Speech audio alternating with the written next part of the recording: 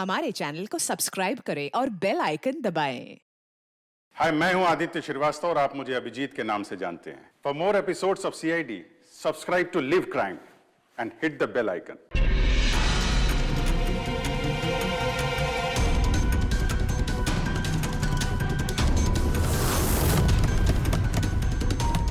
Nikhil! Nikhil! Open the door, sir! क्या हुआ? दरवाजा नहीं खोल रहे। निखिल, दरवाजा खोल। Nikhil sir! Nikhil sir, open the door! Nikhil sir! कहीं कुछ हो तो नहीं क्या होगा सर को? मैं कॉल करके देखती हूँ। हाँ, जल्दी। निखिल सर! सर, सुनिए, बात सुनिए सर! सर का फोन में नहीं लग रहा। ऐसे कैसे हो सकता है? निखिल सर, आप अंदर हैं? इसकी उतरी नहीं होगी पक्का। तू चुप रहेगा? हाँ? हाउसकीपिंग, आपके पास रूम की चाबियां हैं क्या? लाओ दीजिए। सर चाबी तो नहीं है, खो गई। अरे व्हाट डू यू मीन खो गई? ऐसे कैसे खो गई यार? वेट, मैं आ गई हूँ, वेट। ऐसा कैसे हो गया? की कार्ड खो दिया आपने? देखिए ये सब आप बाद में कर लीजिएगा। Please open this door. मेरे पास गेस्ट रूम की डुप्लीकेट की कार्ड है। निखिल!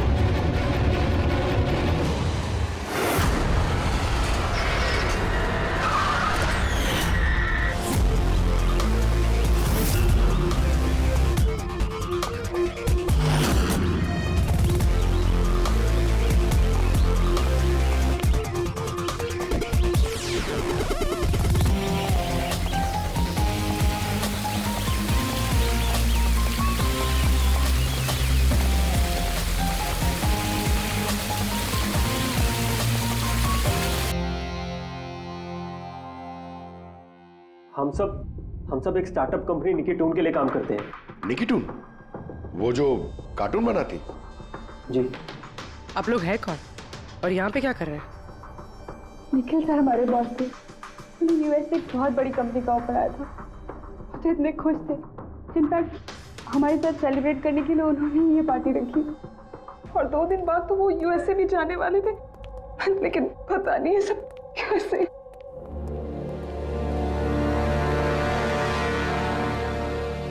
प्लीज आप अपने आप को संभालिए।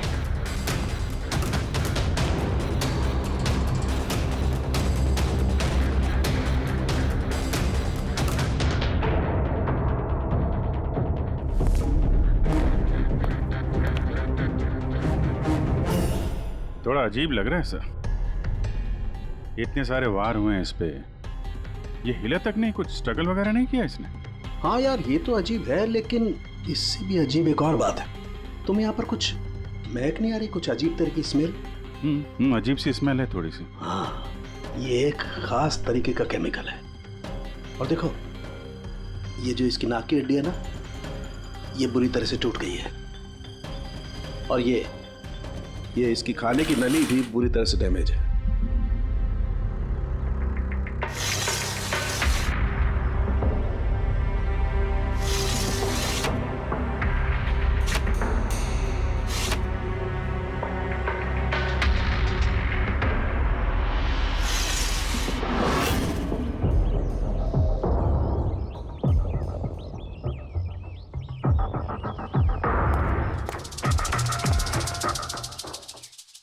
ये खून पूरी प्लानिंग के साथ किया गया।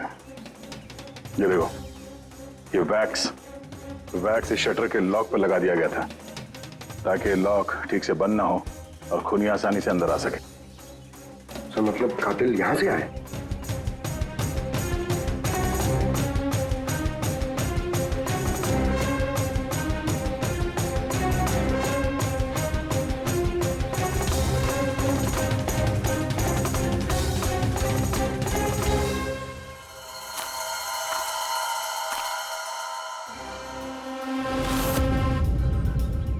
पंकज,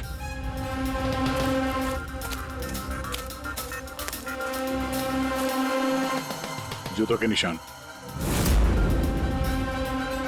सर, देखने से तो कम 11 नंबर का लगता है। एक काम करो, प्लास्टर पेरिस लेके आओ और जूतों के निशान का ये कास्ट बनाओ।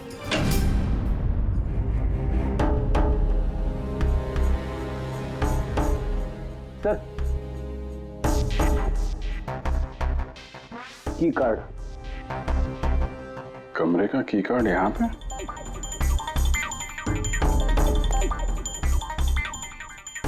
कार्ड तो पहले से है।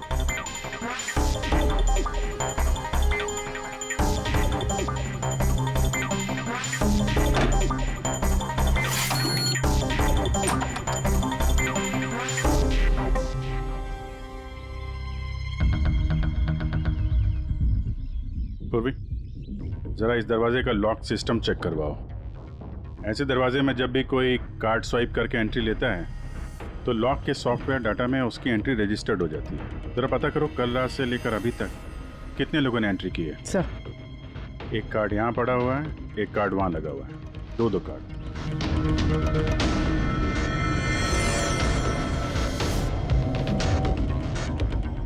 इतनी बड़ी लापरवाही! आप की कार्ड कैसे खो सकते हैं? आपको पता है कि आपकी इस लापरवाही की वजह से हमारे होटल का कितना नाम खराब हो रहा है? मैडम, मैं मास्टर की हमेशा संभाल कर ही रखता हूँ, और कल मैंने जब सारे कमरे साफ किए तब भी मेरे पास ही थी, लेकिन जब मैं कीर्ति मैडम का रूम क्लीन करने गया उसके बाद से मिल ही नहीं रहा। पता नहीं कहाँ गिर गई। कहीं ये तो नहीं है वो मास्टर कार्ड?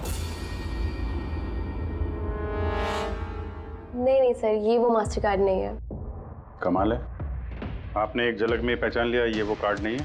सर, जो हमारे मास्टर कार्ड्स होते हैं उन पे लिखा होता है मास्टर कार्ड्स, और वो वाइट कलर के होते हैं। और सर, ये तो एक नॉर्मल की कार्ड है, ये हम सिर्फ अपनी गेस्ट को अलॉट कराते हैं। आई सी। अच्छा, ये अपना निखिल के कमरे में कोई और भी रह रहा था क्या? नहीं सर, वो अकेले ही रह रहे थे। तो फिर उनके कमरे में दो की कार्ड कैसे? दो की कार्ड्स? सर एक मिनट, मैं अभी पता करके बताती हूँ। जरा चेक करना कि मिस्टर निखिल के नाम पे एक और कार्ड इशू हुआ था। हाँ ma'am, duplicate card. Oh yes sir, याद आया मुझे, कल ही मिस्टर निखिल ने हमसे एक डुप्लीकेट की कार्ड बनवाया था, क्योंकि उन्होंने हमसे बोला था कि उनका जो ओरिजिनल की कार्ड है वो उनसे कहीं खो गया था। लेकिन एक कार्ड तो उनके कमरे के सॉकेट में लगा हुआ है, और ये दूसरा कार्ड तो वहाँ जमीन पे पड़ा मिला। आई डोंट नो सर, उन्होंने तो हमें यही बोला था कि उनका की कार्ड खो गया है। कोई बात नहीं, थैंक यू। ये एक कार्ड होते हुए भी निखिल ने डुप्लीकेट कार्ड क्यों बनवाया होगा?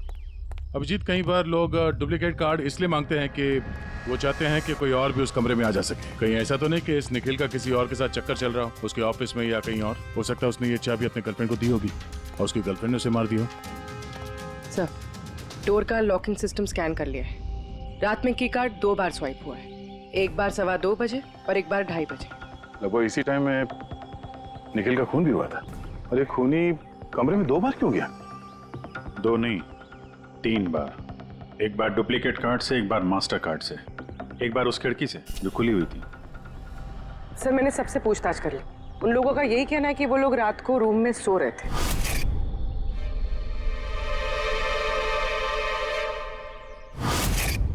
सब लोग सो रहे थे, तो फिर वो 3 लोग कौन है जो निखिल के कमरे में घुसे थे, और उनमें से कातिल कौन है?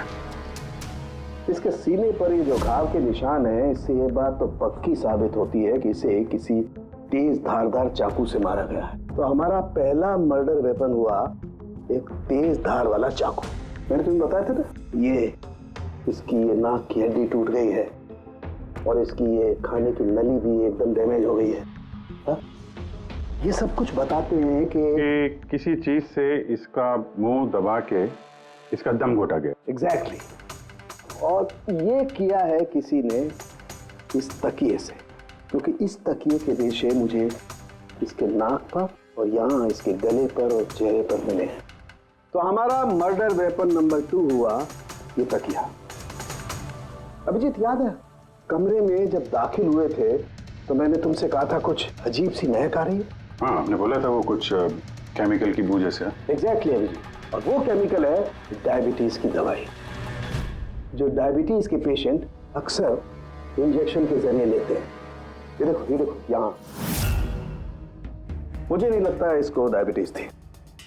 ये जो इंजेक्शन है ये किसी नौसिखिए ने दिए हैं। उसने डायबिटीज की दवाई इसे सिर्फ मारने के लिए दी है। सर, कहीं ये वो केमिकल तो नहीं जो डायबिटीज के मरीजों के लिए तो दवा है, लेकिन अगर नॉर्मल इंसान को इसका ओवरडोज दिया जाए तो उनकी जान भी जा सकती है। एग्जैक्टली। इन तीनों तरीकों में से किसी एक तरीके से इसे मारा जा सकता था, तो फिर खूनी ने तीनों तरीकों का इस्तेमाल क्यों किया इसे मारने के? क्योंकि कातिल भी एक नहीं 3 है। क्या?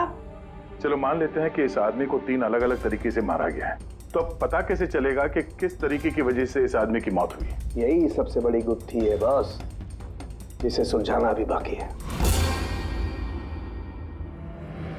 तो ये पार्टी खुद निकल नहीं दी थी? जी सर, एक्चुअली उसे यूएसए से एक बहुत अच्छी जॉब ऑफर मिली थी, तो बस उसी को सेलिब्रेट करने के लिए उसने हम सब के लिए ये गेट टुगेदर रखा था। पूरा स्टाफ, निखिल का पूरा स्टाफ आया था यहाँ पे? जी, निखिल सर की टीम के सभी लोग यहाँ मौजूद हैं। निखिल ने अपने रूम की डुप्लीकेट की बनवाई थी, जबकि उसके पास ओरिजिनल की भी थी। इसके बारे में कोई कुछ जानता है? जी मैम, इसके बारे में तो हम कुछ नहीं जानते। अच्छा, उसका किसी के साथ कोई अफेयर चल रहा था क्या? अफेयर? निखिल का तो एक ही अफेयर था। किसके साथ? अपने काम के साथ सर। वो इतना मनी माइंडेड और एम्बिशियस था कि हर वक्त सिर्फ काम काम और काम।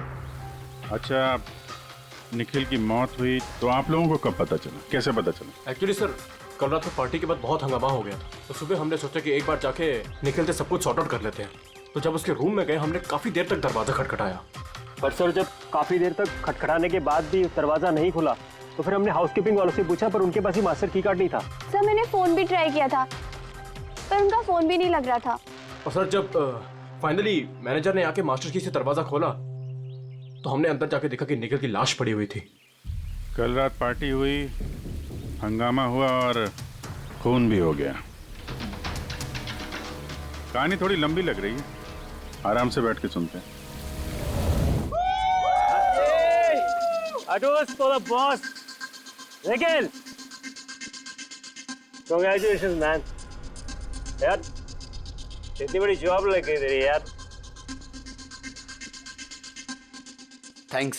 सिर्फ थैंक्स? अरे तो बोलना, क्या चाहिए तुझे? मुझे मेरा हक चाहिए जो तूने मारा है। इनफैक्ट हम सबका हक। बोल भैया, हाँ ये जो तू यूएस की जॉब पे तो चल रहा है ना, ये अपॉर्चुनिटी तेरे को हम सबकी वाट लगा के मिली है। अब तू लिमिट क्रॉस कर रहा है। अच्छा, लिमिट उसने नहीं, लिमिट तूने क्रॉस किया निखिल, समझा? ये क्या बकवास कर रहे हो तुम लोग? बकवास नहीं है, बिल्कुल सच है ये। तेरी डील के पेपर्स यूएस की कंपनी के साथ मैंने देखे हैं। यूएस की कंपनी ने निकी टून्स यानी हमारी कंपनी को फंड ऑफर किया था, लेकिन तूने हम सबकी मेहनत मार के खुद मजे लेना चाहता है। मनोज याद है? मनोज, गाइस, इसका एक कॉलेज में दोस्त हुआ करता था Manoj. The guy was really intelligent, very intelligent. उस बेचारे ने अपनी मेहनत से कुछ सॉफ्टवेयर बनाए थे, लेकिन एन भाई साहब ने उस बेचारे की मेहनत से बने हुए सॉफ्टवेयर कंपनी को बेच डाले। लेकिन वो ठहरा भोला इंसान इस सदमे को बर्दाश्त नहीं कर पाया और उसने सुसाइड कर दिया। कुछ याद आया निखिल? ओह, तो इतनी जलन भरी है तुम्हारे अंदर। अगर ऐसी बात है तो मेरे साथ बिजनेस ही क्यों किया? है कोई जवाब? नहीं, मैं बताता हूँ। क्योंकि तू एक बहुत बड़ा लूजर है। इनफैक्ट तू अकेला नहीं, तुम सब सारे बहुत बड़े लूजर हो। पार्टी खत्म, चलो निकलो यहाँ से, गेट लॉस्ट। अरे तेरी पार्टी में जाना कौन जा रहा है? बकवास कर रहा है। चलो यहाँ से, हमारे पैसे की पार्टी है ये। आप सब लोग ठहरे कैसे थे अलग अलग कमरों में? सर सीनियर मैनेजमेंट के 4 लोग सिंगल रूम्स में रुके थे, यानी कि मैं, जोसेफ, अरुण और खुद निखिल, और बाकी के 2 लोग रूम शेयर कर रहे थे। सर एक में जया और प्रीति, एक में शारदा और कीर्ति, और एक में अभय और सैम। आप लोग अपने कमरे में गए तो फिर बाहर नहीं आए? लेकिन पार्टी तो जल्दी खत्म हो गई थी ना, तो आप सब लोग अच्छे बच्चे की तरह अपने अपने कमरों में जाके सब सो गए? हाँ सर, वो मैं और शारदा पूरी रात बातें करते रहे, क्योंकि पार्टी में जो कुछ हुआ था वो हमारे माइंड से निकल ही नहीं रहा था। हाँ सर, हम तो रूम में ही थे, तो करीब 4-5 बजे तक तो बात ही कर रहे थे। सर मैं तो कुछ करने की हालत में नहीं था।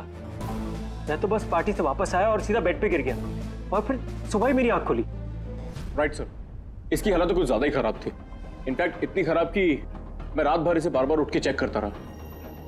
सर मैं तो तुरंत सो गई थी, और हाँ, प्रीति रात में ऑनलाइन थी। हाँ सर, मैं अपने बॉयफ्रेंड के साथ वीडियो कॉल कर रही थी। वो लंदन में है तो हमारा टाइम जोन अलग है, तो हम हर रोज 3-4 बजे तक बात करते हैं। आप चाहे तो मेरा कॉल लॉग चेक कर सकते हैं। और जोसेफ? जोसेफ कहाँ है? जोसेफ? जोसेफ? वो तो आई थिंक सर रात की पार्टी के बाद से ही गायब है। क्या मतलब गायब? सर रात को पार्टी में वो हमारे साथ ही था, फिर हम सब हमारे रूम में चले गए, लेकिन पता नहीं सर वो कहाँ चला गया। और जब सुबह ये सब हो रहा था तो मैंने उसे फ़ोन भी किया, लेकिन सर उसका फ़ोन लगा नहीं। फिर मैंने जाकर रिसेप्शन पे इंक्वायरी की तो पता चला कि वो रात को ही कहीं निकल गया। एक आदमी का खून हो गया है और एक आदमी गायब है, और ये बात तुम लोगों ने हमें बताई नहीं अभी तक। आप लोग जा सकते हैं, चलिए।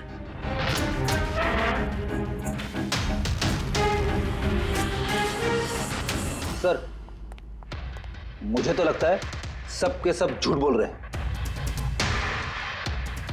जब तक असली कातिल सामने नहीं आ जाता, ये सब शक के घेरे में है।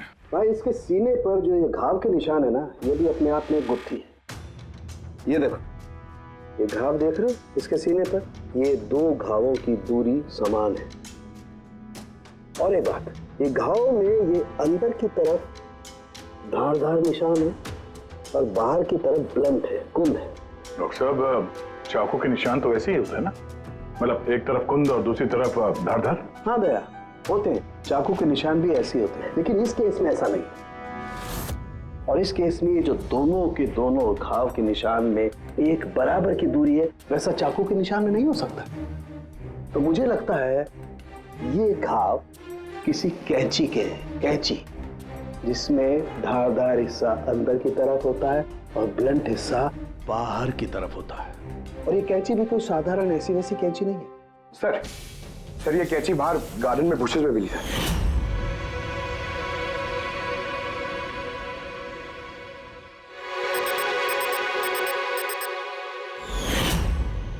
ये देखो।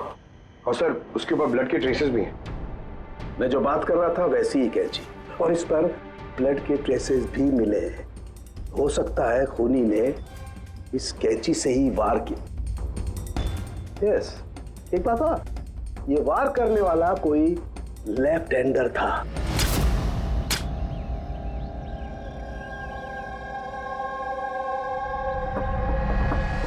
ये देखो, जब कोई आदमी बाएं हाथ से वार करता है तो घाव दाईं तरफ जाता है, और अगर दाईं तरफ से वार करता है तो घाव बाईं तरफ जाता है। इसका घाव दाईं तरफ गया हुआ है, इसीलिए मैं कहता हूं कि जिस किसी ने भी वार किया है वो लेफ्टी है, कपूर। एक बात और, जिस किसी ने वार किया है कोई आदमी है, क्योंकि इतनी बार इतना गहरा घाव, लगभग 7 इंच गहरा घाव, इसके लिए तो बहुत ताकत चाहिए।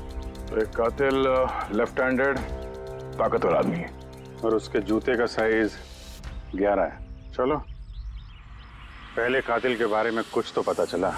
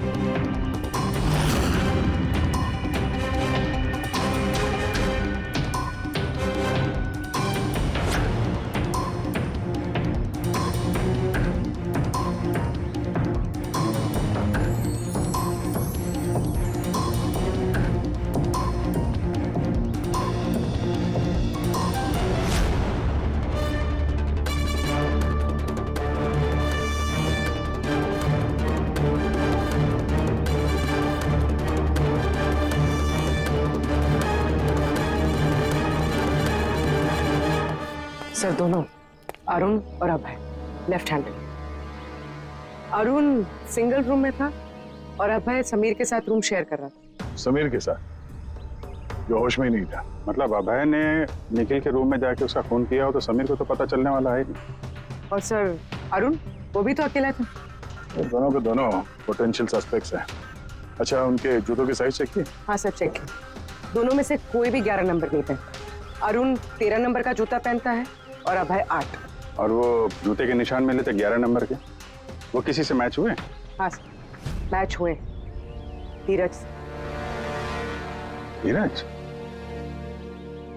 धीरज भी सिंगल रूम में थे, लेकिन सर वो लेफ्ट हैंडेड नहीं, राइट हैंडेड। ऐसा तो नहीं कि डॉक्टर सालुंके को कोई गलतफहमी हुई है? मेरा मतलब है कि कातिल लेफ्ट हैंडेड हो ही नहीं। सालुंके साहब से बात करने से पहले धीरे से मिल लेते हैं। सर, आप लोगों को धोखा हुआ है। मैंने सच में निखिल को नहीं मारा है सर। क्राइम सीन पे हमें तुम्हारे जूतों के निशान मिले, लेकिन सर ये भी तो हो सकता है कि किसी और ने मेरे जूते पहन लिए हो। वैसे सर, मैंने अपने जूते अपने कमरे से बाहर रखे थे पॉलिश के लिए। लेकिन तुम कमरे में अकेले थे और इस बात का तुम्हारे पास कोई सबूत भी नहीं है। सर वो शारदा क्या? सर एक्चुअली शारदा और मेरा अफेयर है, और ये बात हम किसी को बताना नहीं चाहते थे। लेकिन सर शारदा मेरे साथ मेरे रूम में ही थी। तो शारदा ने कहा कि वो अपने कमरे में थी कीर्ति के साथ। सर वो तो बचने के लिए उसने झूठ कहा था, क्योंकि कीर्ति ही सिर्फ ऐसी थी जो हमारे अफेयर के बारे में जानती थी। इनफैक्ट कीर्ति ने ही हमें एनकरेज किया था। धीरज सच बोल रहा है, मैं उसके साथ उसके रूम में थी। सर अगर इसकी थियरी सही है और सच में किसी ने इसके जूते पहनकर कत्ल किया हो सकता है। ये घास और मिट्टी इस जूते के अंदर गए कैसे? कुछ तो है जो हम लोगों से छूट रहा है।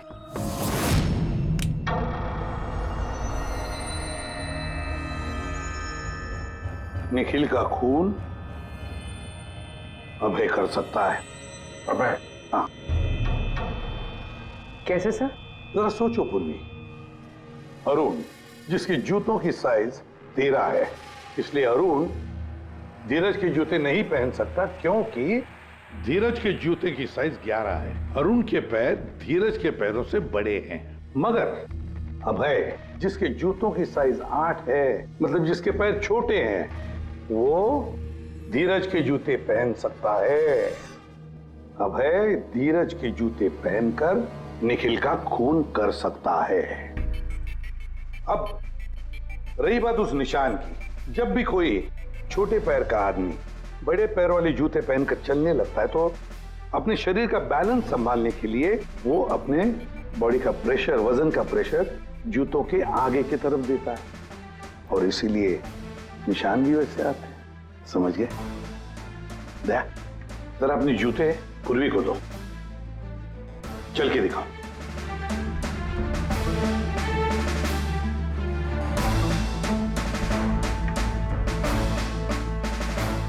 अब चलो।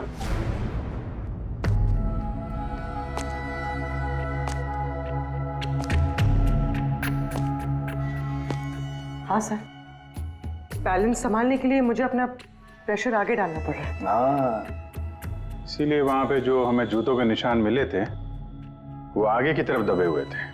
मतलब 3 कातिलों में से एक कातिल है अभय। यानी पहले अभय ने निखिल के कमरे की खिड़की का लॉक अटका दिया, और जब रात को समीर नशे में चूर होकर सो गया, अबे बाहर गया, धीरज के जूते पहने,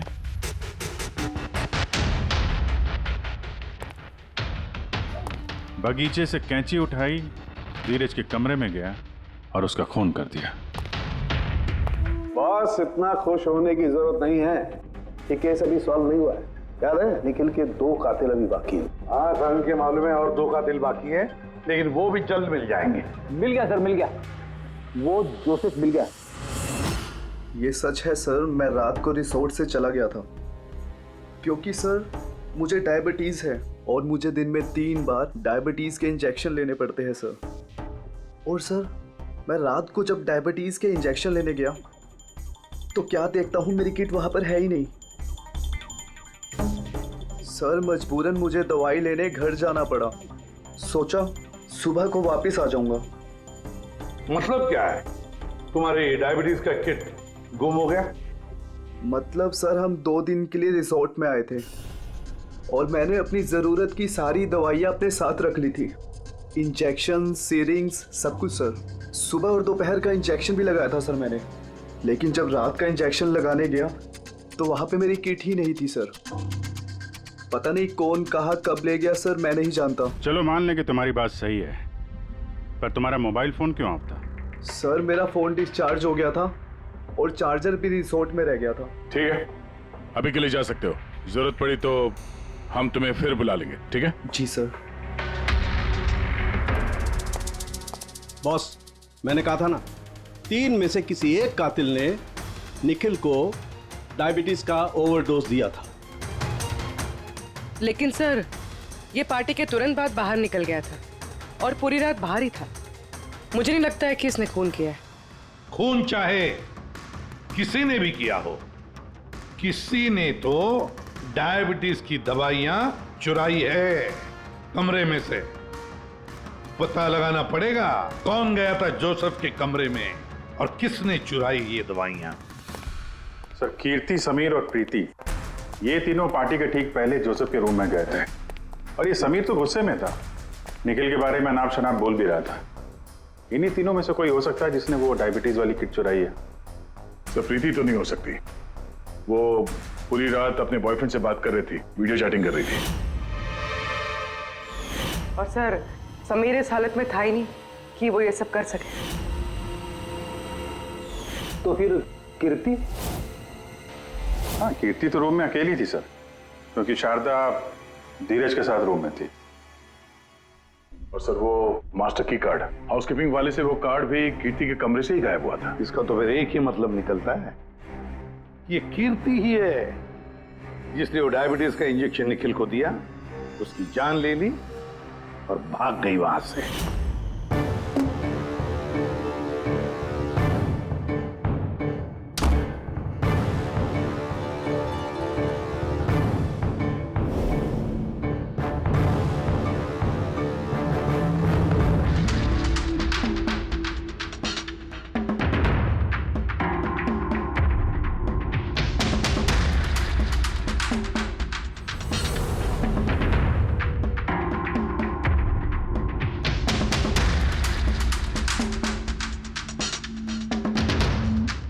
सर, 2 लोग तो मिल गए, अब ये तीसरा खूनी वही है ना जिससे निखिल का चक्कर। अब मेरा मतलब है जिसे निखिल ने डुप्लीकेट की कार्ड दिया था। तीसरा खूनी वो है जिसने तकिए से निखिल का दम घोटा, इससे उसकी नाक और सांस की नली टूट गई। लेकिन सर, ये है कौन? मैं बताता हूं वो तीसरा आदमी कौन था। खून में जिस तकिए का इस्तेमाल किया गया था, उस तकिए को मैंने बहुत बारीकी से चेक किया।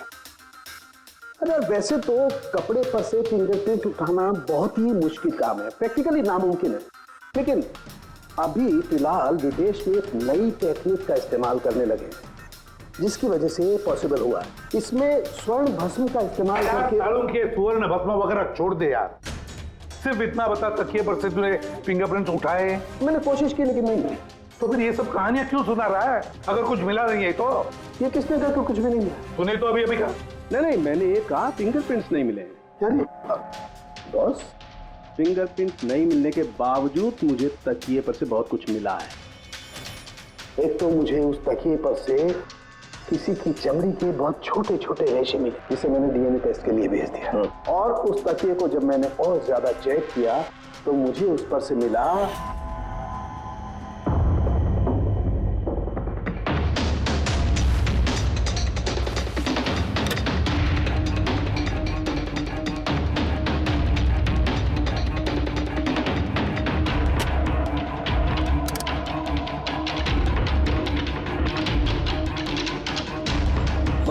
हाथ के साइज का छोटा होना, बाएं हाथ की उंगली की अंगूठी और तकिए पर नाखूनों के निशान, सब इस बात को बताते हैं कि ये कोई औरत है। देखा सर, मैंने कहा था ना निखिल का कोई चक्कर है औरत के साथ। तो कौन हो सकती है? ये लोग हाथ के निशान से उन लोगों के निशान मैच करके देखेंगे ना, नहीं सारंगी, उससे कुछ नहीं होगा, उससे कुछ नहीं होगा। अब देख, ये धीरज शारदा के साथ अपने कमरे में था, जोसेफ वो तो रिसोर्ट में था ही नहीं। कीर्ति ने डायबिटीज की दवाई की इंजेक्शन से निखिल को मार डाला। अब निखिल को कैंची से मारा, कैंची से। जया तो सो रही थी रिसोर्ट में अपने कमरे में, प्रीति वीडियो कॉलिंग पर लगी रही थी, समीर तो पी के दूध था। तो इन सब में बचता है अरुण, जिसके पास कोई सबूत नहीं, जो कहता है कि वो अपने कमरे में अकेले ही था। अरुण, लेकिन बॉस खूनी तो कोई औरत है। तभी तो सारंगे, तभी तो इनमें से किसी के भी हैंडप्रिंट्स मैच नहीं होंगे, किसी के भी हैंडप्रिंट्स मैच नहीं होंगे, क्योंकि कातिल इनमें से कोई है ही नहीं, इनमें से कोई है ही नहीं, वो तो कोई और ही है, और मुझे मालूम है वो कौन है।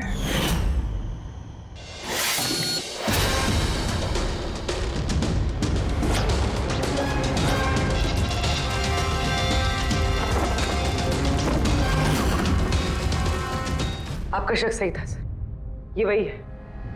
निखिल की वजह से उसके जिस दोस्त मनोज ने खुदकुशी की थी, उसकी गर्लफ्रेंड। मनोज की गर्लफ्रेंड? लेकिन निखिल ने उसे की कार्ड क्यों दिया? दिया नहीं, वो की कार्ड उसने खुद बनाया। निखिल के कमरे का की कार्ड कभी खोया ही नहीं था ना। निखिल ने छाया से कहा कि उसके कमरे का डुप्लीकेट की कार्ड बनाकर दें। वो डुप्लीकेट की कार्ड तो छाया ने बनवाया खुद, अपने आप, और फिर निखिल के कमरे में जाकर निखिल को मार डाला। अपने मंगेतर मनोज की मौत का बदला ले लिया उसने, बदला ले लिया। जी सर, आपने हम लोगों को बुलाया?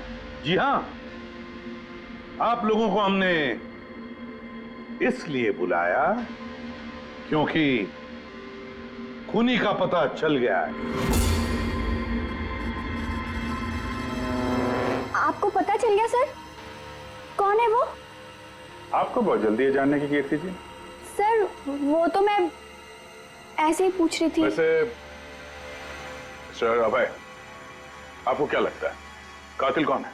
सर ये मैं कैसे बता सकता हूँ, ये तो आप जानते होंगे ना। हम तो जानते ही हैं, आप भी अंदाजा लगाइए। मिस छाया, आप कुछ अंदाजा लगा सकती हैं? अब मैं क्या अंदाजा लगा सकती हूँ? देखिए प्लीज आप जल्दी कीजिए, मुझे निकलना है, बहुत जरूरी काम है। अरे हाँ, आप तो जल्दी में ही होंगी। जैसे कत्ल की रात थी, निखिल का तकिए से खून करने के बाद जल्दी जल्दी में वहां से निकलते वक्त आप ये डुप्लीकेट कार्ड की वहां बोलें। कुछ याद है आपको? ये क्या बोल रहे हैं आप? मैं उसका खून क्यों करूंगी? मैं तो उसको जानती तक नहीं हूँ। ऑफ कोर्स आप उसको जानती हैं। तुम्हारे बॉयफ्रेंड ने कुछ साल पहले इस निखिल की वजह से खुदकुशी की थी ना, उसी का बदला ले रही हो ना तुम। इसका मतलब मनोज इसका बॉयफ्रेंड था? गाइस, इसका एक कॉलेज में दोस्त हुआ करता था Manoj. The guy was really intelligent, very intelligent। उस बेचारे ने अपनी मेहनत से कुछ सॉफ्टवेयर बनाए थे, लेकिन एन भाई साहब ने उस बेचारे की मेहनत से बने हुए सॉफ्टवेयर कंपनी को बेच डाले। इस सदमे को बर्दाश्त नहीं कर पाया और उसने सुसाइड कर दिया। इसका मतलब निखिल का खून भी इसी ने किया है? तीन लोगों ने मारा है निखिल को, तीन लोगों ने, और वो सब तुम में से ही कोई है। ये क्या कह रहे हैं सर आप? वही जो आपने सुना। पूछिए मिस्टर अभय और मिस कृति से। क्यों अभय? वैसे हमें सबूत तो मिल गए, लेकिन तुम लोग अपना गुनाह खुद कबूल करोगे या पूरी कहानी हम ही लोगों से सुनोगे? बताता हूं सर। इस निखिल ने हमें बहुत बड़ा धोखा दिया था सर, इतना बड़ा धोखा कि मैं उसे अपने दिमाग से निकाल नहीं पाया। उसे जो यूएस की अपॉर्चुनिटी मिली थी, उस सब में हम सबकी मेहनत थी, और वो हमारा हक मारकर अकेले मजे लेना चाहता था। मुझसे ये बर्दाश्त नहीं हुआ और मैंने जोसेफ के डायबिटीज के इंजेक्शन से उसे मार दिया। चलो अच्छा है कि तुम सभी ने अपना गुनाह कबूल कर लिया। तीनों को अरेस्ट कर लो। लेकिन सर आप हमें इस तरह से अरेस्ट नहीं कर सकते हैं। दिमाग तो ठिकाने पे है तुम्हारा। तुम सब के खिलाफ सबूत है हमारे पास। सबूत? सबूत तो सर इस बात का होगा ना कि हमने उस पे हमला किया था। अब 3 अलग अलग लोगों ने अलग अलग तरीके से हमला किया था, तो तीनों तो खूनी नहीं हो सकते ना। खूनी वो होगा जिसने सबसे पहले हमला किया होगा, और बाकी के 2 उन्होंने लाश पे हमला किया होगा। तो अब जब तक आप ये प्रूव नहीं कर लेते कि सबसे पहला हमला किसने किया है, आप हमें गिरफ्तार कर ही नहीं सकते। और अगर गिरफ्तार कर भी लिया तो हम पे कोई केस नहीं लगेगा, क्योंकि किसी मरे हुए आदमी को कोई 3 बार मार ही नहीं सकता। कीर्ति, छाया, अभय, तुम तीनों में से निखिल का असली कातिल कौन है ये तुम जल्द बता देंगे, लेकिन एक बात अच्छी तरह से याद रखना, आज तक कोई भी गुनहगार हमारे इस पंजे से बचा नहीं है। अच्छी तरह से याद रखना।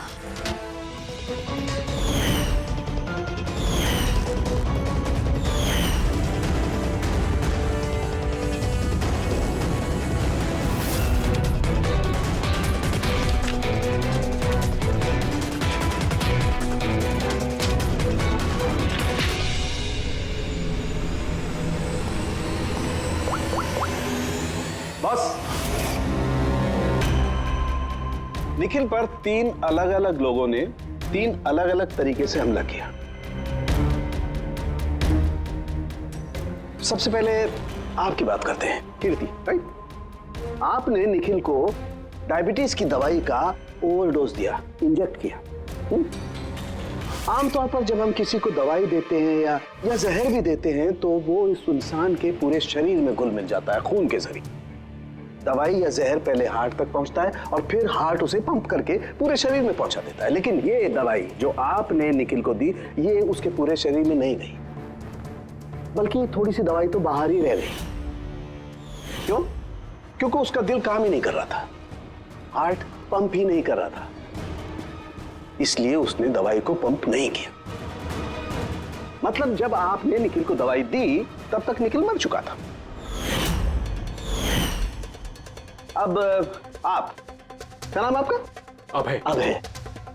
अभय ने एक बड़ी सी कैंची से जबरदस्त वार किया उसके सीने पर, राइट?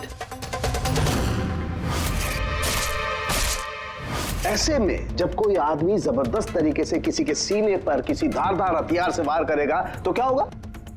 खून का फव्वारा निकले। लेकिन निखिल के केस में ऐसा नहीं हुआ। खून के कुछ छींटे निकले और थोड़ा थोड़ा खून रिस के बाहर आ रहा था। क्यों?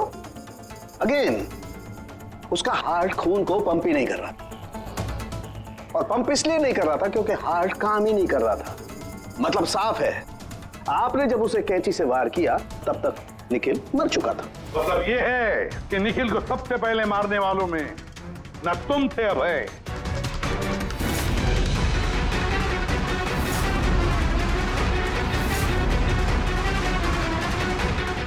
और ना तुम थी कीर्ति। निखिल को पहले मारने वाली थी छाया। निखिल की जान ली छाया ने, तकिया मुंह पर दबाकर उसका दम घोटकर। क्यों छाया, और कोई सबूत चाहिए तुम्हें? सब कुछ साफ है। अबे तुम्हें और कीर्ति, तुम्हें खून करने की कोशिश की जुर्म में तुम दोनों को कम से कम 7-8 साल की सजा तो होगी ही होगी। और छाया, तुम्हें निखिल की खून की जुर्म में जिंदगी भर जेल की सलाखों के पीछे सड़ना पड़ेगा। जिंदगी भर जेल की सलाखों के पीछे। कहाँ है तू? तेरी कितनी हिम्मत! मेरे पुश्तैनी जायदाद पे नजर रखेगा तू? अगर हिम्मत है तो सामने आके दिखाओ। मेरे घर की तरफ बढ़ता हुआ तेरा हर एक कदम तुझे भारी पड़ेगा। भारी पड़ेगा।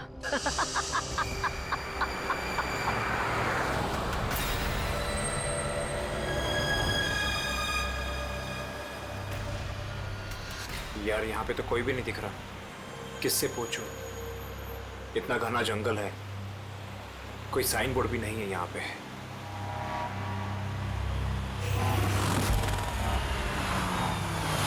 अरे भाई साहब, ये पिपलिया गांव का रास्ता यही है ना?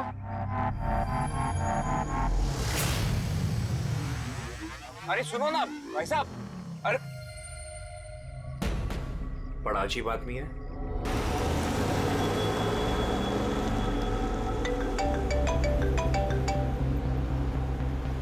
Hi baby. हाय, पहुंच गए? बस पहुंचने वाला हूँ। डोंट टेल मी तुम अब तक नहीं पहुंचे। इतने लेट कैसे हो गए?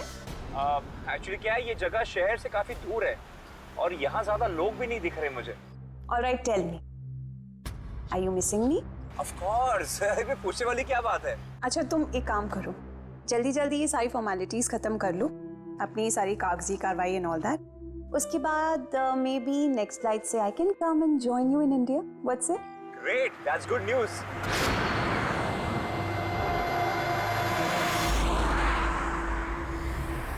अच्छा बेबी, मुझे लग रहा है कि मैं पहुंच गया हूँ, वो मकान दिख रहा है मुझे। अरे ये गेट क्यों बंद है?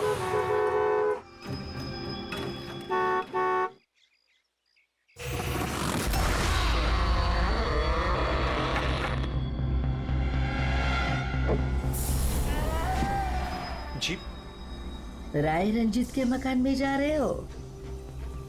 हाँ। मत जा, वो तेरी जिंदगी की सबसे बड़ी गलती होगी। मत जा। लेकिन आप कौन है? मैं तुम्हारी मौत।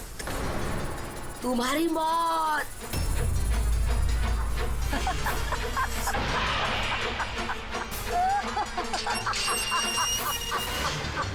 ए बुढ़िया, चल चल, अरे जा। अच्छा वरना तू भी मरेगा, तू भी मरेगा। मत जा वरना तू भी मरेगा, तू भी मरेगा। नसर साहब, आप राज साहब हैं? हाँ हाँ हाँ हाँ, आई। Hello Raj, Raj are you okay? कौन था? हाँ, अरे वंदना मैं ठीक हूँ, कोई नहीं था और मैं पहुंच गया हूँ। ठीक है, बंगले पे मैं कॉल करता हूँ तुम्हें। Okay, you take care. हाँ, I will speak to you soon. Bye bye.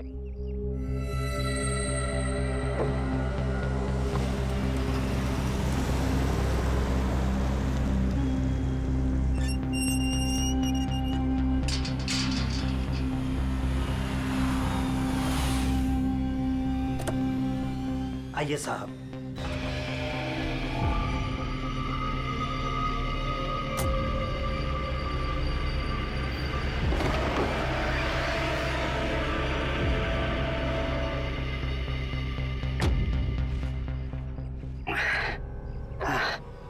साहब, सफर में कोई तकलीफ तो नहीं हुई? नहीं, लेकिन वो औरत कौन थी? बुढ़िया औरत जो आपसे बात कर रही थी ना, लाली नाम है उसका, थोड़ी अजीब सी है। आपको उसकी बातों का बुरा तो नहीं लगा? नहीं, बुरा नहीं लगा मुझे, पर मुझे एक बात समझ में नहीं आई कि उस औरत ने मुझे यहाँ आने से मना क्यों किया। जाने दीजिए ना साहब उसकी बातों का, थोड़ी सी हिली हुई है, कुछ भी बकती रहती है। आप आइए, अंदर आइए।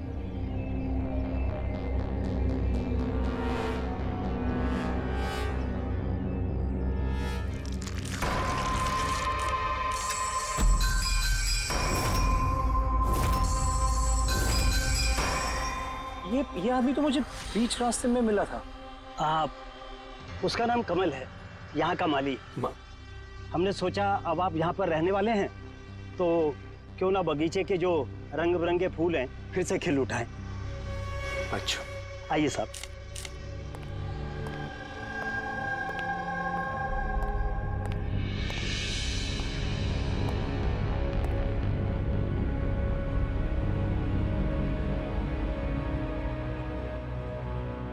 अच्छा, एक बात बताइए जी, यहाँ कितने साल से काम कर रहे हैं आप? बस साहब ये समझ लीजिए कि मैंने बचपन में चलना यहीं से सीखा था और अब इस घर से तभी जाऊंगा जब मेरी अर्थी उठेगी। साहब, अब ये घर आपका है, कहीं आप मुझे नौकरी से निकाल तो नहीं देंगे? अरे नहीं नहीं नहीं चाचा, ऐसे कैसे बात कर रहे हैं आप? ऐसी कोई बात नहीं, बिल्कुल बेफिक्र रहिए। और इसमें इतने बड़े घर की देख रेख आपके सिवा और कौन कर सकता है? हाँ? वाकई में आप बहुत नेक इंसान हैं। आइए।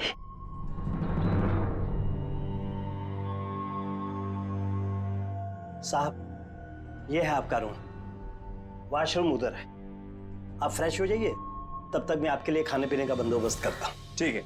ठीक है साहब।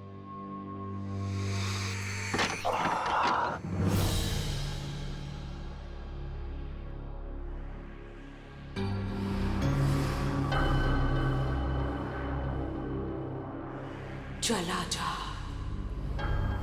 चला जा, चला जा, वरना तू भी मरेगा।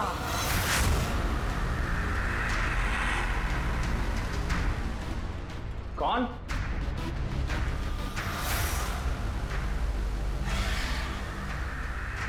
मैंने कहा ना, चला जा।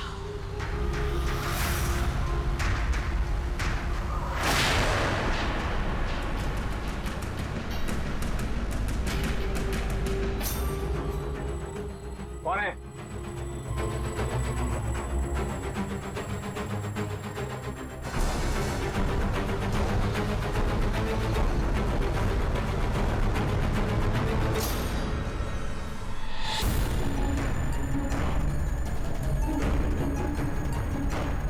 जैसे बाकी लोग मरे हैं, वैसे तू भी मरेगा।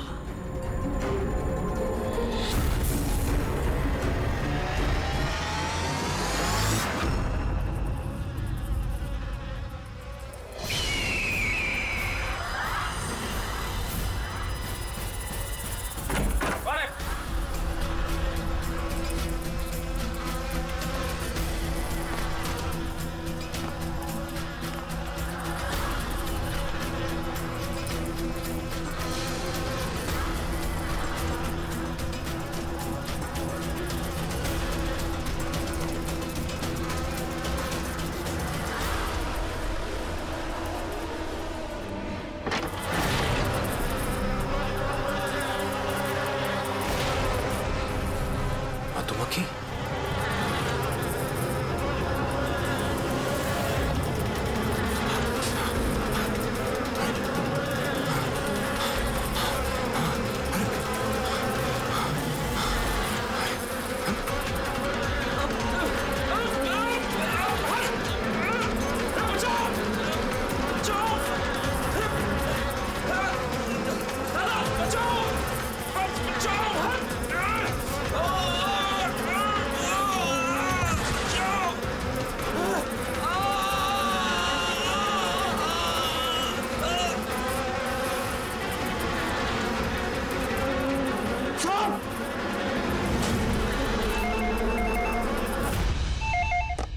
Hello hello, can I speak to ACP Pradyuman please? हाँ, जरा शांत हो जाइए। कौन बोल रही हैं?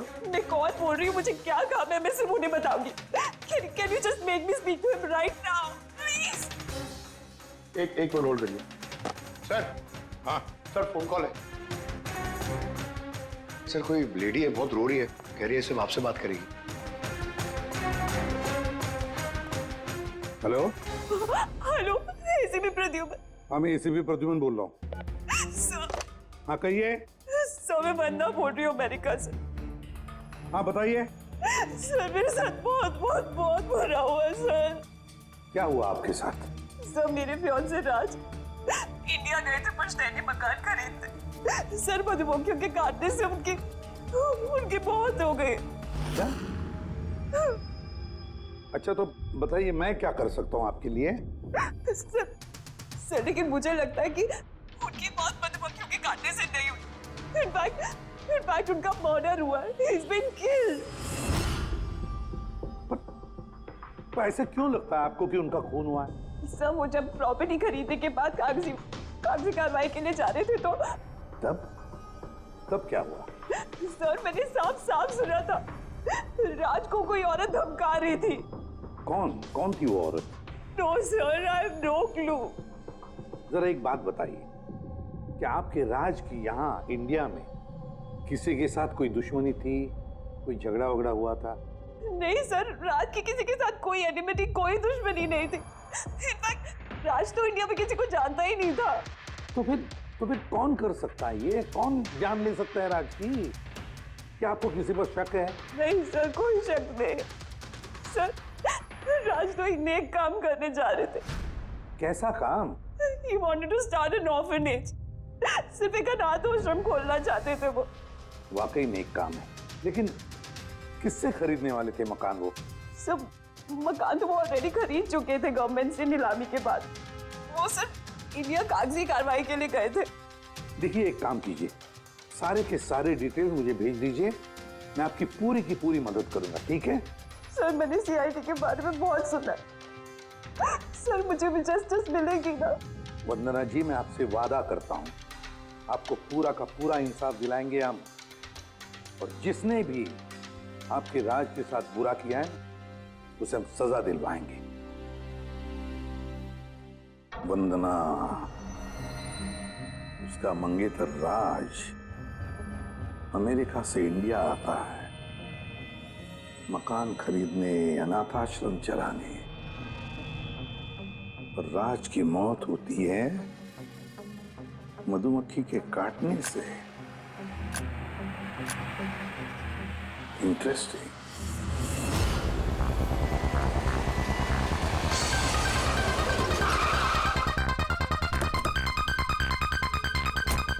सर, यही वही बंगला है जो राज ने सरकार से नीलामी में खरीदा था। अच्छी खासी प्रॉपर्टी लग रही है। आप देखभाल करते हो उस जगह की? जी हाँ, कहिए। कहेंगे आप, हम सिर्फ सुनेंगे। क्या मतलब? सीआईडी? क्या बात होगी सर? राज राकेश नाम के एक आदमी का खून हुआ है यहाँ पे। बहुत बुरा हुआ सर उनके साथ। उन्होंने ही सरकार से ये मकान खरीदा था। हाँ, उन्हीं की बात कर रहे हैं। उनका खून नहीं हुआ, मधुमक्खियों के काटने से उनकी मौत हुई है। मैंने खुद अपनी आंखों से देखा था। नहीं, देखा होगा आपने, लेकिन यहाँ इस बंगलों में आने से पहले किसी औरत ने उन्हें धमकी दी थी। कुछ जानते हो उस औरत के बारे में? अच्छा, वो लाली साहब, वो बुढ़िया तो बेतुकी बेसर की बातें करती रहती है। आप उसकी बातों को गंभीरता से मत लीजिए। क्या गंभीरता से लेना और क्या नहीं वो हम तय कर लेंगे। आप ये बताइए कि वो लाली, वो रहती कहाँ है? कहीं भी नहीं सर। कहीं भी नहीं मतलब? उस बेचारी का ना तो अपना कोई घर है और ना ही कोई अपना परिवार। बस दिन भर इधर उधर घूमती रहती है। नहीं, कहीं तो बैठती होगी, खाना वाना खाती होगी, कोई एक जगह होगी ना जहाँ पे वो रहती होगी ज्यादातर। हाँ, पास में एक तालाब है, अक्सर वहीं बैठी रहती है। अच्छा, दे क्या तुम इस लाली से मिल लो, तब तक इस मकान का चक्कर लगा लेता हूँ मैं। ठीक है। अब जरा वो जगह दिखाओ जहाँ पे खून हुआ था। आइए साहब। राज साहब यहाँ गिरे पड़े थे।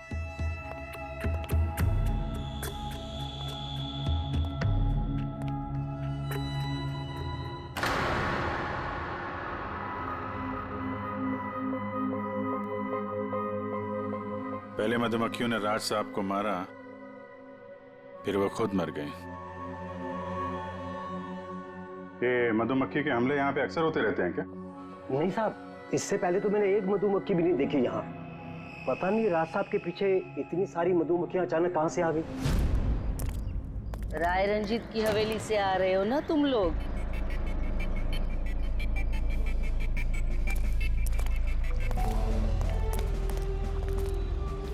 क्या कहा आपने? राय रंजीत के मकान से लौट रहे हो? आप कौन है? क्यों गए थे वहां? अपनी मौत को दावत देने गए थे?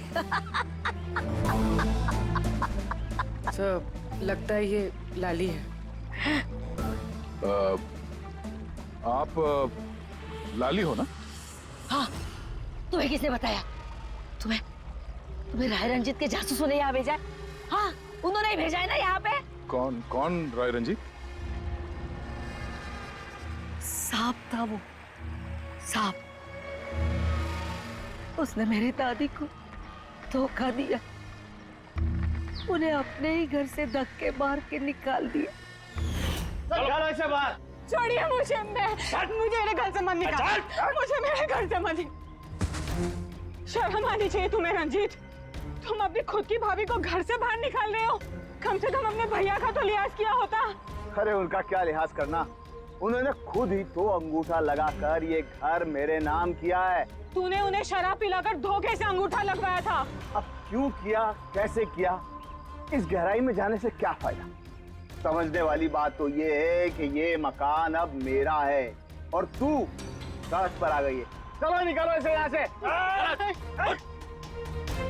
तेरे हिस्से में ना सिर्फ घर नहीं आया है, एक मकान आया है, एक ऐसा मकान जिसके हर कोने में मेरी बदुआएं गूंजेगी। मैं तुझे श्राप देती हूँ, सिर्फ तू ही नहीं, इस घर का जो भी मकान मालिक बनेगा वो जिंदा नहीं बचेगा। मौत का खेल होगा यहाँ, मौत का खेल। अब तक कितने लोग मरे? वो सब लोग मर गए जिन्होंने वो मकान खरीदना चाहा। तुम लोग वो घर मत खरीदना, तुम भले लोग लग रहे हो, वरना तुम्हारी बीवी विधवा हो जाएगी।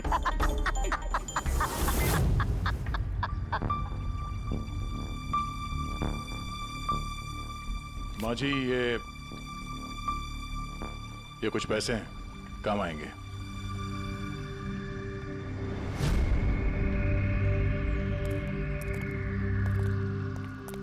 सर, लगता नहीं है इसका राज की मौत में कोई हाथ है। ये तो खुद बेचारी सदमे और विश्वास में लग रही है। हो सकता है राज की मौत कोई मर्डर ही ना हो, कोई हादसा हो।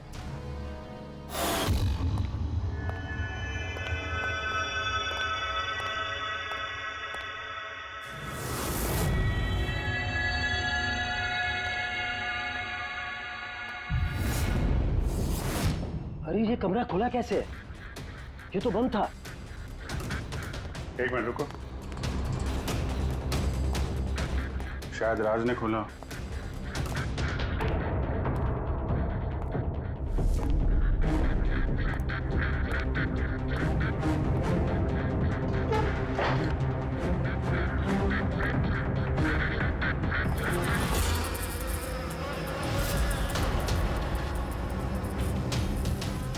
ये है तो छत्ता यहाँ पे। इधर आ। जी सर। ये है मधुमक्खी का छत्ता। अरे मैं पहली बार देख रहा हूँ साहब। ये राज यहाँ इस स्टोर रूम में क्या करने आया था? साहब शायद बंगलू देखने आए होंगे। अच्छा, और उस वक्त तुम खाना लेने गए थे? जी सर।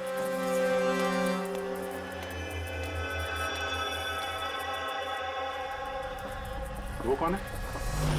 वो कमल है साहब, यहाँ का माली। राज साहब की मौत हुई थी तो ये था यहाँ पे? जी हाँ था। कमल इधर आओ, साहब बुला रहे। जी सर।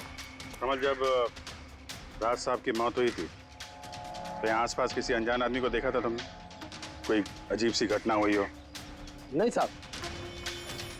तो ये छत्ता यहाँ पे है तो तुम्हें कुछ काम करने में परेशानी नहीं होती? मधुमक्खी ने काटा नहीं तुमको कभी?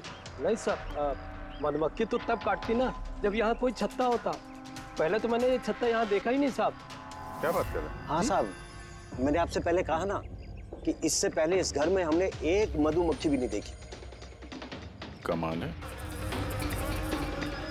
फिर ये छत्ता आया कहाँ से? और मधुमक्खियों ने राज को ही क्यों काटा? ये तो कोई एक्सपर्ट ही बता सकता है। आसान के क्या पता चला राज की मौत के बारे में? मौत कैसे हुई? बॉस, इसकी मौत मधुमक्खियों की वजह से हुई है। यार तुझे पूरा यकीन है राज की मौत मधुमक्खियों की वजह से ही हुई है? हाँ बॉस, ये डॉक्टर ने जो रिपोर्ट बनाई है मैंने वो भी देख ली। इस राज का अच्छी तरह से चेकअप भी कर लिया। मुझे पूरा यकीन है राज की मौत मधुमक्खियों के डंक के जहर की वजह से ही हुई है।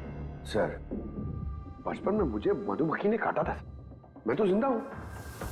हाँ सालू के सब, पंकज पे जहर का असर क्यों नहीं हुआ? अरे पंकज को मधुमक्खी ने काटा था, मधुमक्खियों ने नहीं काटा था। बॉस, अगर एक दो मधुमक्खी काटे तो बात समझ में आती है, लेकिन सैकड़ों मधुमक्खियां अगर हमला कर दे तो इट्स इम्पॉसिबल। मधुमक्खियों के डंक से साळुंखे कहता है कि राज की मौत मधुमक्खियों के डंक से हुई है, मधुमक्खियों के जहर से। और राज की मंगेतर वंदना कहती है कि राज का खून हुआ है।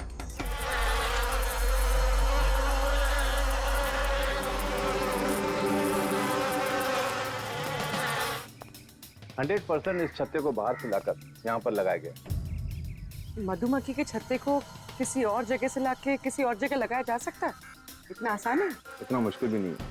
शहद के व्यापार के लिए अक्सर ऐसा किया जाता है। आप बता सकते हैं कितने दिन पहले इस छत्ते को यहाँ पे लगाया गया? ज़्यादा दिन नहीं, लगभग 2-3 दिन। सर, अगर मान भी ले कि खूनी ने ये छत्ता यहाँ पर इसलिए लगाया था कि वो राज को मार सके, लेकिन उसे कैसे पता था कि ये मधुमक्खियाँ राज पे ही हमला करेंगी, किसी और पे नहीं? मधुमक्खियाँ बिना वजह किसी पे भी डंक नहीं मारती, क्योंकि डंक मारने के बाद उनकी खुद की भी मौत हो जाती है। तो ऐसी क्या चीज़ है जो उन्हें उत्तेजित करती है अटैक करने के लिए? देखिए, जब उन्हें लगता है कि सामने वाले इंसान से उन्हें कुछ खतरा है। अच्छा केदार साहब, ऐसा हो सकता है क्या कि मधुमक्खियों को ट्रेन किया जा सके कि वो किसी एक आदमी पे हमला करें? कैसी बातें करते हैं अभिजीत साहब? ये मधुमक्खियाँ शार्प शूटर नहीं कि कोई भी इन्हें कह दे कि फलां फलां को डंक मार कर आ जाए। अच्छा, आपने अभी भी कहा कि ये मधुमक्खी किसी को काटने के बाद ये खुद भी मर जाती है, तो ऐसी क्या मजबूरी है कि वो किसी को काटती है? जरा डिटेल में समझाएंगे? मधुमक्खी जब भी किसी को डंक मारती है तो फेरोमोन नाम का एक गंध छोड़ती है, जिससे कि बाकी मधुमक्खियां सचेत होकर सब मिलकर उस पर हमला कर देती हैं। इसीलिए मैंने पहले भी कहा था, मधुमक्खियां बिना वजह किसी पे भी हमला नहीं करती। जरूर राज ने मधुमक्खी के छत्ते के साथ कुछ छेड़खानी की होगी। सर, खूनी को कैसे पता था कि राज इस छत्ते के साथ छेड़खानी करेगा? कहीं ये मौत वाकई हादसा तो नहीं? नहीं पूर्वी, राज के आने के ठीक 2 दिन पहले इस छत्ते को यहाँ पे लगाना ये कोई सहयोग तो नहीं हो सकता। सर, राज की मौत के बाद ये घर वंदना के नाम हो जाएगा। क्या इन सब के पीछे वंदना तो नहीं है? वंदना इंडिया कब आ रही? What nonsense! How could you even think like that? आप ऐसे कैसे सोच सकते हैं कि राज की मौत के पीछे मेरा हाथ हो सकता है? और फर्ज कीजिए कि राज की मौत के पीछे मेरा हाथ था, तो मैं आप लोगों को फोन क्यों करती? पुलिस तो ऑलरेडी ये केस क्लोज कर चुकी थी ना। देखिए, हम सिर्फ पूछ रहे हैं। वैसे राज जी के बाद ये मकान किसके नाम पे है? I don't know. राज ने गवर्नमेंट से मकान खरीदा था, तो शायद गवर्नमेंट को वापस मिल गया। मुझे अभी तक कोई नोटिस नहीं आया। हाल फिलहाल में राज का किसी के साथ कोई झगड़ा हुआ था? I have already told you that. राज एक नेक दिल इंसान थे और उनका किसी से दुश्मनी होना was impossible. अगर मुझे पता होता कि राज की नेक दिली उनकी जान ले लेगी तो मैं उन्हें कभी इंडिया आने ही नहीं देती। ये अनाथ आश्रम खोलने का ख्याल राज जी के दिमाग में कैसे आया? राज खुद अनाथ थे, इसलिए वो दूसरे अनाथ बच्चों की फीलिंग समझते थे। वो अनाथ बच्चों को घर जैसा माहौल देना चाहते थे, और जैसे उन्हें पता चला कि गवर्नमेंट ये मकान नीलाम कर रही है, तो राज ने सबसे ऊंची बोली लगाकर ये मकान खरीद लिया। तो कहीं इस राज की मौत का कारण ये घर तो नहीं है? हो सकता है कोई और भी इस घर को खरीदना चाहता था, राज बीच में आ गया इसलिए। What? कोई इतना नीच कैसे हो सकता है? इस दुनिया से इंसानियत उठ गई है क्या? इंसानियत है वंदना जी, इंसानियत है, लेकिन कुछ लोग हैं जो इंसानियत में जहर घोलने पे तुले हुए हैं। पता करते हैं किस किसको दिलचस्पी थी इस प्रॉपर्टी में। देखिए सर, मैं आप लोगों को नहीं बता सकता हूँ कि राज जी के अलावा किन किन लोगों ने इस नीलामी में हिस्सा लिया था। सॉरी। क्यों नहीं बता सकते? देखिए, ये सरकारी सर इंफॉर्मेशन है, ऐसे किसी के साथ शेयर नहीं कर सकता हूँ मैं। हम भी तो सीआईडी का ही काम कर रहे हैं। हाँ, वो सब ठीक है, लेकिन क्या है कि अगर सरकारी नोटिस मिल जाए तो मैं ये आपको इंफॉर्मेशन दे सकता हूँ, उसके बिना नहीं दिखा सकता सर। तो नोटिस मिल गया। आप खुश हैं? आप देखिए, अगर काम कायदे से होता है तो अच्छा लगता है। हाँ ठीक है, ये लीजिए। ये लीजिए। कुल मिलाकर सर 12 लोग थे जो इस बंगलों को खरीदना चाहते थे सर।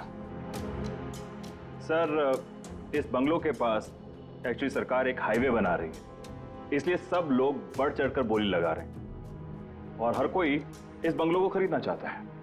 अच्छा, ये राज जी की मौत के बाद अब ये मकान किसको मिलेगा? देखिए, राज जी ने कागजी कार्यवाही पूरी नहीं की थी, इसलिए नीलामी अब दोबारा से होगी और जो विजेता होगा उसको ये बंगलो मिल जाएगा। आई सी। और ये नई नीलामी कब होगी? देखिए सर, अभी उसकी डेट तो तय नहीं है सर, लेकिन आपको एक बात और बताना चाहूंगा सर कि राज जी से जितने भी बिल्डर्स थे वो काफी भड़के हुए थे, काफी नाराज थे, क्योंकि उन्होंने सबसे ज्यादा बोली लगाई थी। नहीं सर, एक्चुअली उन्होंने डेडलाइन के बाद बिड सबमिट की थी सर, इसी वजह से लोग नाराज थे उनसे।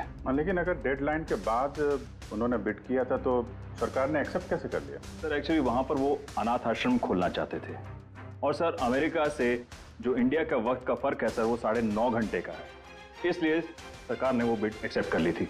देखिए, अब घर तो उसी को मिलेगा जिसकी किस्मत में होगा सर।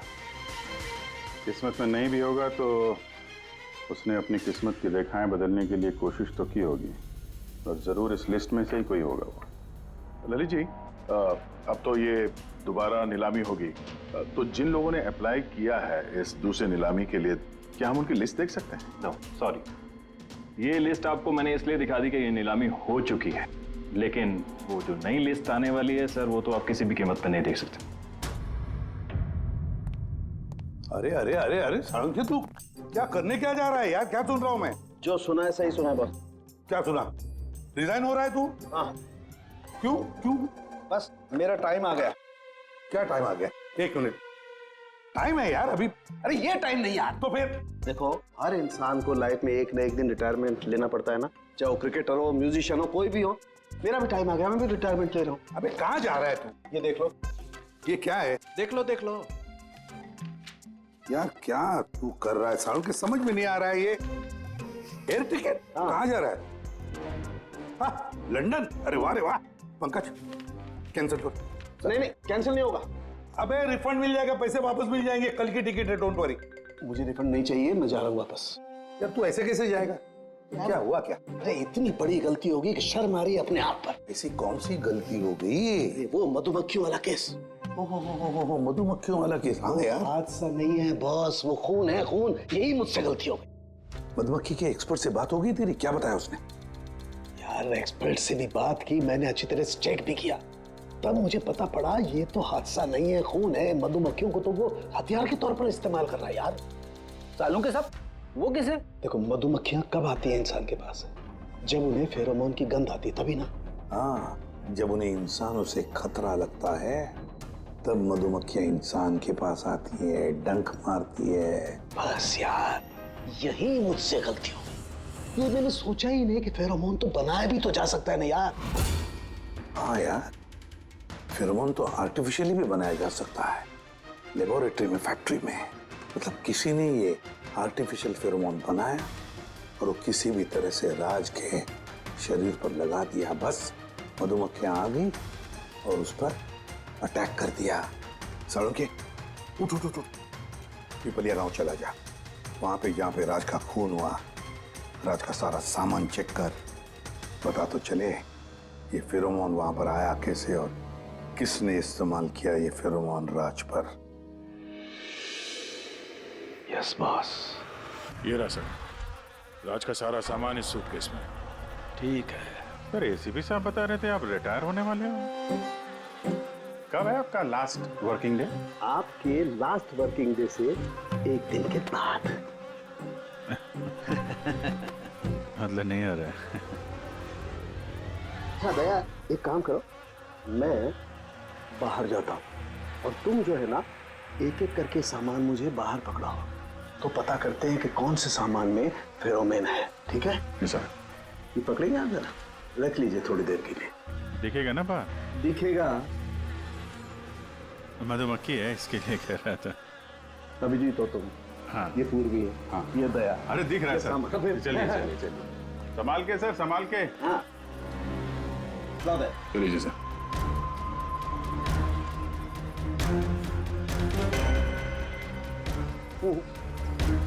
नहीं, इसमें फेरोमोन नहीं है।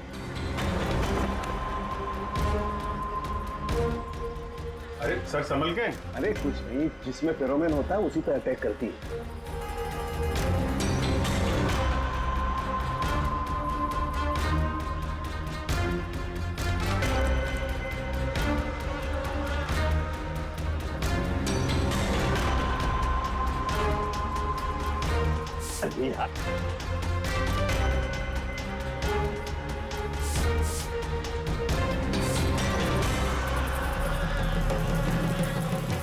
हरकत हुई, देखो देखो अटैकिंग मूड में आई है ये मधुमक्खियां, देखो।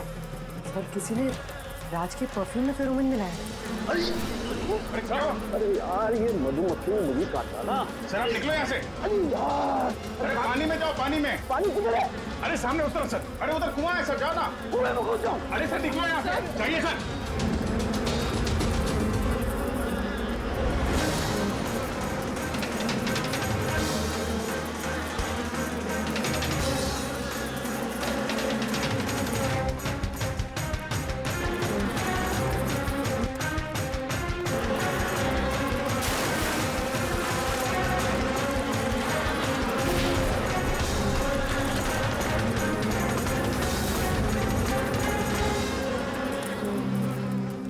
आप ठीक हो सर? बाप रे बाप, ये मधुमक्खियां आपको रिटायर नहीं होने देंगी सर।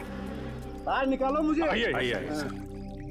मधुमक्खी, अरे नहीं, आइए। हेलो जी, नमस्ते, कैसे हैं आप?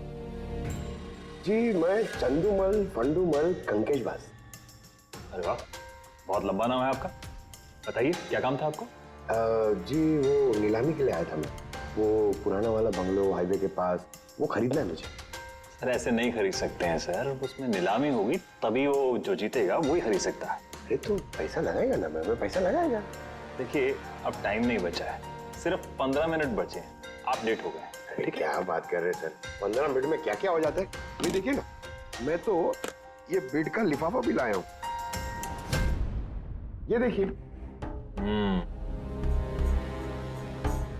राकेश इधर रजिस्टर लेकर आ।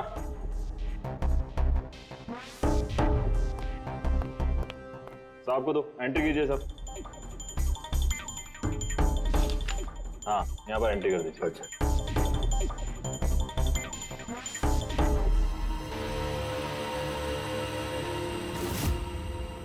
यहाँ साइन कर दीजिए लास्ट को। Good, light. अच्छा, वेरी गुड, ये तो अच्छा हो गया सर। वो बंगले का चाबी। और मजाक कर रहे हैं? अरे चाबी ऐसे थोड़ा ना मिलता है। अरे भाई बोली लगेगी, नीलामी होगी, उसके बाद जो जीतेगा उसको मिलेगा। भाई क्या बात कर रहे हैं आप? बिड तो मैं ही जीतूंगा, ये पक्का है। भाभी और बच्चों को मेरा प्यार देना, ठीक है सर? Thank you. पता नहीं कहाँ से चले आते हैं, कमाल है।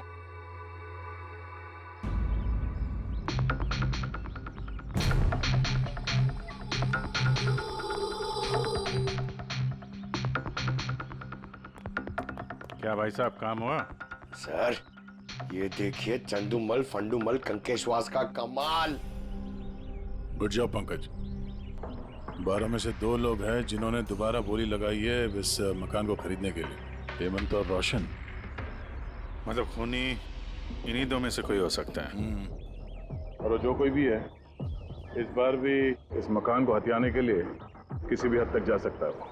दोस्तों अब ये वक्त आ गया है कि बता दिया जाए कि नीलामी का विजेता आखिर है कौन। और मुझे बताते हुए बहुत खुशी हो रही है कि नीलामी के जो विजेता है मिस्टर रोशन। रोशन जी आपको बहुत बहुत बधाई हो। 1 मिनट, काय की बधाई हो? सबसे ज्यादा बिड मैंने लगाई थी, ये कैसे जीत गए? देखिए भाई साहब, आपको कोई गलतफहमी हुई है। सबसे ज्यादा बिड मिस्टर रोशन ने लगाई थी, इसलिए रोशन को मकान दे दिया गया है। ऐसा हो ही नहीं सकता।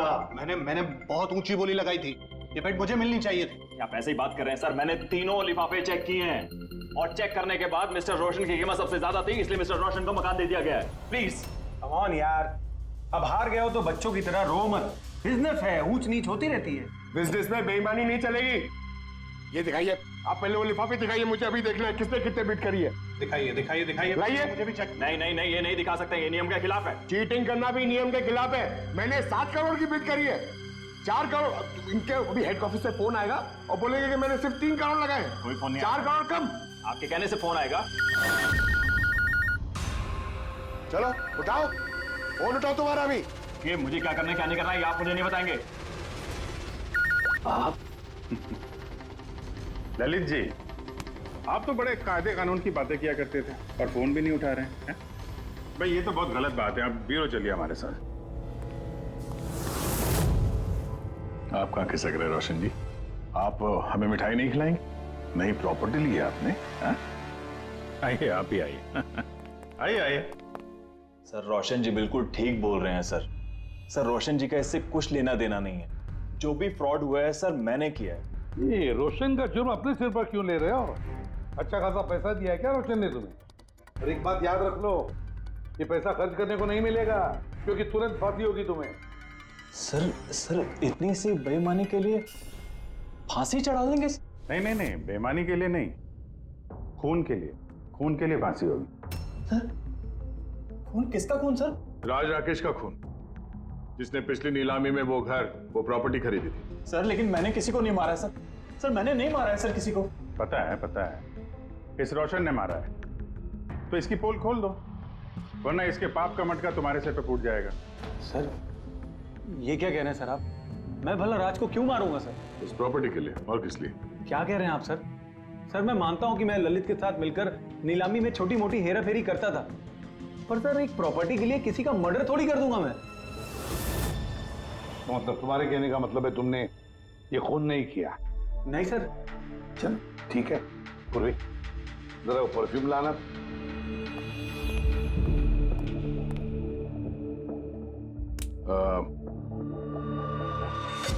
ये परफ्यूम छिड़क दूं? हाँ? बाहर मधुमक्खियों का छत्ता है, क्या होता है? Sir perfume? हाँ आपकी मर्जी सर, लेकिन हमारे इस केस से परफ्यूम का क्या लेना देना सर? मुझे वाकई पता नहीं इस परफ्यूम का कोई इस केस से संबंध है। सर जी हम सच कह रहे हैं सर, राज्य की मौत से हमारा कोई संबंध नहीं है सर। ललित बिल्कुल ठीक कह रहा सर।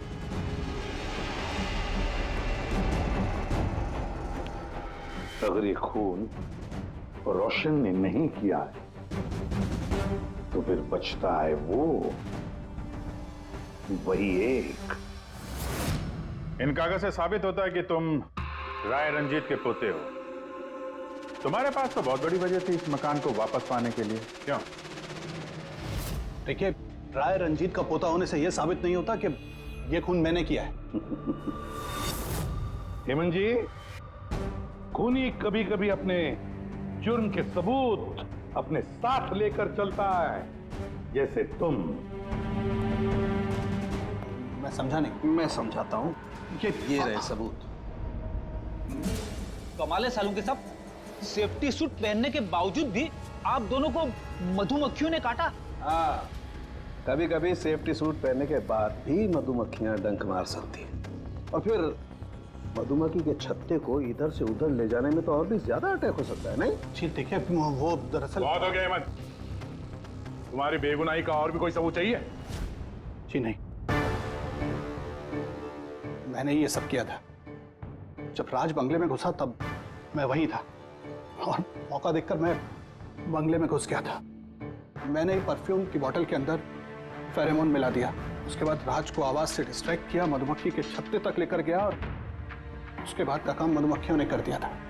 मुझे मेरा पुश्तैनी मकान वापस चाहिए था। वाह रे वाह, अपने पुश्तैनी मकान के लिए तुमने एक नेक इंसान का खून कर दिया।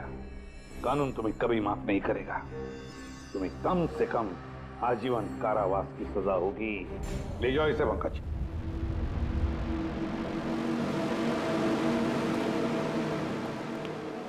अंके, केस खत्म, रिटायर हो सकता है तू। मुझे रिटायर होना ही नहीं है। कल तक तो बोल रहा था रिटायर करो। वो कल की बात थी। भगवान, मतलब पीछा तो नहीं छूटने वाला इस आदमी से अपना। हाँ, पीछा नहीं छूटने वाला है किसी का किसी से नहीं। मुझे तुम्हारे बिना चैन नहीं, और तुम्हें मेरे बिना चैन नहीं। ये लीजिए, सरकार ने बंगलो अब राज से आपके नाम करने का निर्णय लिया है। उम्मीद है कि अब आप मिस्टर राज के अनाथ आश्रम खोलने का सपना पूरा कर पाएंगे। राज के जाने के बाद मेरी लाइफ का यही मकसद रह गया है, उसका आखिरी सपना पूरा करना। But thank you so much Raj को जस्टिस दिलाने के लिए। हमने जो कुछ भी किया वो तो हमारा फर्ज था। आपको और कोई मदद की जरूरत हो तो हमें जरूर याद करिएगा। कभी कभी आते रहिएगा, उन बच्चों को भी आपसे इंस्पिरेशन मिलेगी। ये भी कोई पूछने की बात है? हो सकता है उन बच्चों में हमें कोई हमारा नया सीआईडी ऑफिसर मिल जाए।